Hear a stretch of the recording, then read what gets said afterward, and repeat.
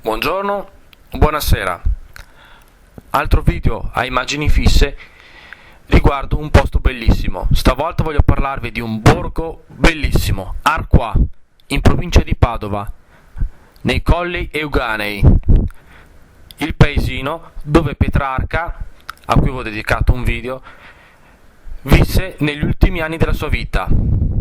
Guarda, un paese che vale proprio la pena di visitare, a partire dalla casa del poeta e anche tutta quella serie di negozietti intorno che vendono prodotti locali, a cui vale proprio la pena spendere qualche soldino. Un paese che proprio vale la pena visitare anche, cioè vale la pena anche vederlo perché è bello anche di struttura, un borgo proprio bellissimo. Vorrei anche ringraziare la gentilezza degli abitanti del luogo.